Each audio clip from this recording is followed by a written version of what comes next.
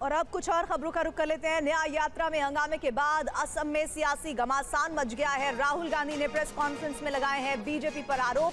Barricade तोड़े, कानून नहीं तोड़ेंगे, ये राहुल गांधी ने कहा। हमें कमजोर मत समझना। साथ ही उन्होंने कहा कि सीएम हिमंता ने दिए राहुल गांधी के खिलाफ एफआईआर दर्ज करने के निर्देश। इन बयानों के बीच राहुल काफी सख्त लहजे में कह रहे हैं कि हमने बैरिकेड तोड़े हैं, कानून नहीं तोड़ेंगे। लेकिन इन तमाम सियासी घटनाक्रमों के बीच सीएम हिमंता ने राहुल गांधी के खिलाफ एफआईआर दर्ज करने के निर्देश दिए।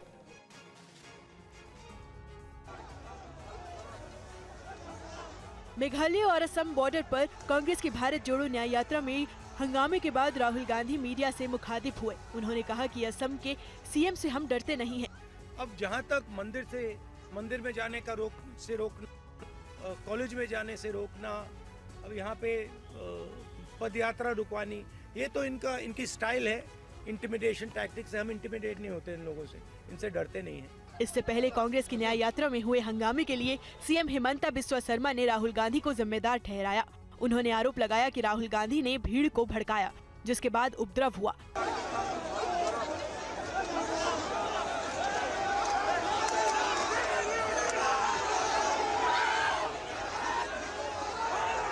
सीएम हिमंता ने असम के डीजीपी को राहुल गांधी के खिलाफ केस दर्ज करने का निर्देश भी दिया। सीएम हिमंता बिस्वा शर्मा के मुताबिक राहुल गांधी की नक्सली रणनीति असम के लिए खतरनाक है। और असम के गुवाहाटी में राहुल गांधी की प्रेस कॉन्फ्रेंस में टीवी9 भारतवर्ष के संवाददाता कुमार विक्रांत ने पूछा कि आखिर प्रधानमंत्री मोदी के सामने इंडिया का चेहरा कौन होगा, यानी गठबंधन का चेहरा कौन होगा। इस पर राहुल गांधी ने क्या कहा, जरा देखिए। लोकसभा चुनाव से पहले पश्चिम बंगाल और पंजाब जैसे सूबों में इंडिया फ्रंट में मतभेद बढ़ रहे हैं। सीट बंटवारा भी इंडिया फ्रंट के लिए बड़ी चुनौती है। बावजूद इसके असम में राहुल गांधी ने दावा किया कि इंडिया फ्रंट आने वाले लोकसभा चुनाव में अच्छा प्रदर्शन करेगा। उन्होंने टीवी9 भारतवर्ष के सवाल पर क्या कहा, सुनिए। हमारे पास नरेंद्र मोदी है, हमारा चेहरा नरेंद्र मोदी है, सामने कौन है नरेंद्र मोदी के, क्या बताना चाहेंगे? मैंने आपको बोला और ये हमने डिसीजन लिया है कि सामने इंडिया खड़ा हुआ है। एक तरफ नरेंद्र मोदी और आरएसएस, दूसरी तरफ इंडिया। इंडिया एक विचारधारा है, एक सोच है, और आज इंडिया के पास हिंदुस्तान का तकरीबन 60% वोट है। राहुल गांधी कहते हैं कि हर कीमत पर विचारधारा की लड़ाई लड़ते रहेंगे, किसी भी चुनौती से पीछे नहीं हटेंगे।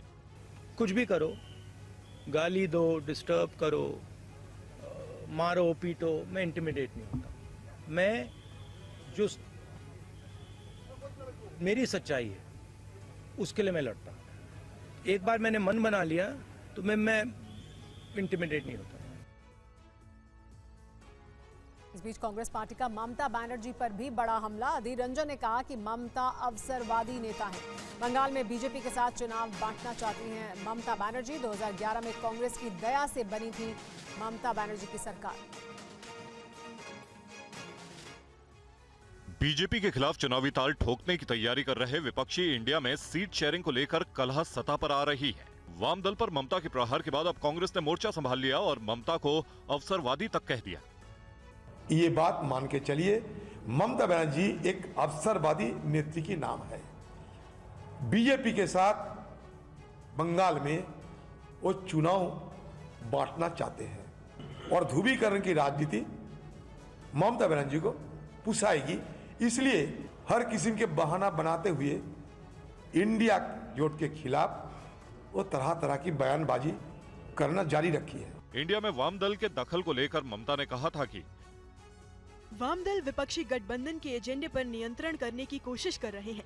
मेरी तरह बीजेपी को कोई सीधी टक्कर नहीं दे रहा है। मैंने विपक्षी दलों की बैठक में गठबंधन का नाम इंडिया रखने का सुझाव दिया था। जब भी बैठक में शामिल होती हूं तो देखती हूं कि वाम दल उसे नियंत्रित करने की कोशिश कर रहे हैं। मैं उन लोगों से सहमत नहीं हो सकती जिनके खिलाफ 34 सालों तक संघर्ष किया।